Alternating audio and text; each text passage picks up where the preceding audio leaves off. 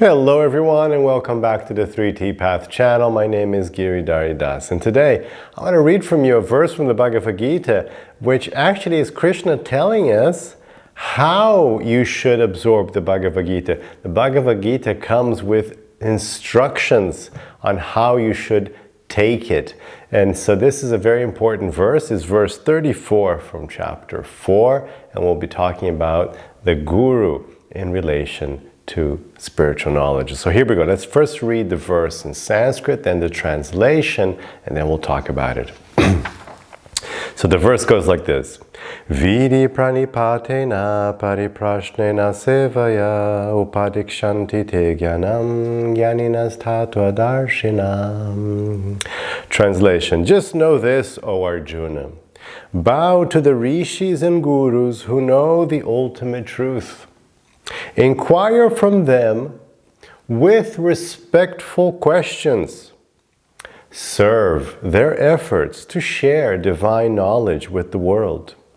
And through this process, they will teach you jnana, because they have tattva darshin. They have the ability to see truths that would otherwise remain unseen. So this is a translation from the book, The Bhagavad Gita Comes Alive by Jeffrey Armstrong. So, very nice verse. So Krishna is saying, first Arjuna, this is Krishna, this is the Supreme Lord explaining everything directly to Arjuna. So it'd be like, Arjuna doesn't need anything else, right? It's just like God is right there in front of him, telling him, here, he's just explaining things directly.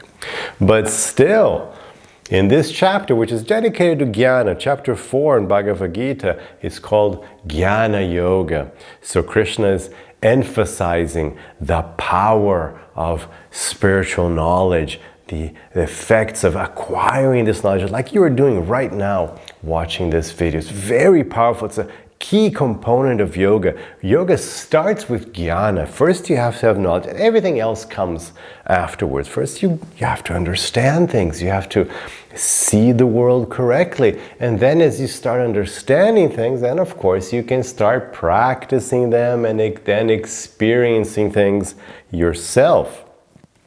But first you need to have this knowledge. It's very important. So then he's saying, look, to get this knowledge, what you have to do is you have to approach the rishis and gurus. You have to approach people who have dedicated their lives to cultivating, living, and explaining this knowledge. It's a certain type of person that does that. Not everybody is doing it. Not everybody has an inclination for it, but some people do. Some people practice spirituality their whole lives, but they're not so much into like studying all the details, and they're certainly not into explaining it to anyone. They don't want to teach. Not everybody wants to be a teacher. You have to have that dharma. It's a kind of dharma. It's just like this. One of my vocational dharmas is being a teacher. People have different vocational dharmas. So you have to look for that person who has dedicated their lives to studying, cultivating, and teaching. So these are the rishis and the gurus. Gurus means teacher. Guru means just teacher in Sanskrit. But specifically we use this word now, especially in the West, in relation to like spiritual teacher. But guru just meant teacher. The word just means teacher. So you look for the people who have dedicated their lives to knowledge, to sharing to spiritual knowledge, and because they know the ultimate truth. These people they've come to the conclusion, they've seen it, they've gotten to this point. And then, so how would you deal with them? Krishna gives this is a very nice verse as well, not only to encourage people to look up rishis and gurus, but also giving you guidelines as to what should you do when you have this chance of an exchange, when you can exchange with a rishi guru. How should you behave? What should you do? So Krishna says, look, what you should do is you should inquire with respectful questions. So when you come to a guru, you should have respect. What does that mean? So don't come, why respectful questions? Because if you don't have respect, if you come up to the person and you're like, oh yeah, sure, yeah, show me God, and you're disrespectful, you just like, your mind's closed already. You're wasting your time, you're wasting the rishis' time, and it's offensive because this is a person who's dedicating himself or herself to God, to uplifting, to being, to helping the world. And so it's, God doesn't like it when you're disrespectful to anyone, especially those who are very dear to him. So it's going to be bad for everyone. For the rishis, like, oh, why do I have to, I have to deal with this person now? It's just a waste of time. It's not nice. So if there's no respect, the whole thing is lost already. And it's actually negative. It's actually worse. It's better if you never even got close. There are other verses in the scriptures that say that guru is like fire. So you fire is very important. Without fire, you die. But if you don't deal correctly with fire, you get burned. And it's like that, if you're not respectful with spiritual people, then your contact with them will actually it will burn you. It'll be worse for you than if you just didn't get close to them at all. So respectful questions, because then you can actually learn. So then you have a chance of learning. So you ask respectful questions. And there's no such thing as a dumb question. That you don't have to worry about, don't worry about that. That's okay. Or you just like, just what do I do? What's the first step? Whatever that's okay. It's just like the disrespectful, like where you don't really care. You don't really think that person can give you knowledge. That's the only problem. It's a practical thing. And so you're asking questions in the right way. So you're asking for something, right? This is a relationship. This is and relationships have to have reciprocity. Krishna just mentioned a few verses back in verse 11 of this chapter. So you have to have reciprocity. So when a good relationship has reciprocity, has balanced, right? So what if you're asking for questions, what are you giving? So you have to what am I doing for the guru? Like I'm coming here and I'm asking for something. Please give me knowledge. I'm taking knowledge. So what are you giving? So Krishna says you should serve. So there should be that reciprocity. You should be careful that you're maintaining reciprocity. You're not just abusing. You're not just taking. Because that's not a very good relationship. You don't just come up with someone and take and run away. No, you have to right? You have reciprocity. So what do you give? You serve the guru. And specifically in the translation here, he went a little further, but this is actually the best definition of serving a guru, is to serve their efforts to share divine knowledge with the world. That's actually the greatest help you can give to a guru. So when you come take questions, you should find out, how can I help you share more of this knowledge? This is important information. How can I help you more? And they'll say, you can help me by giving a donation. You can help me by telling a friend about it. You can help by buying a book, whatever. Just find out, what can I do?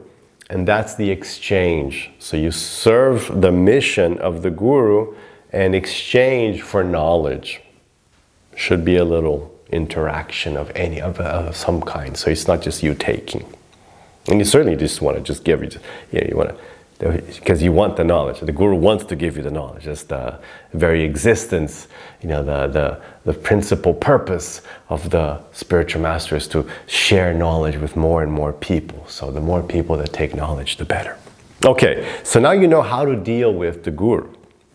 And then through this process, so the process is the right respectful questions, you're serving, and now there's a process going. Now in this process, what's going to happen, you will be taught jnana.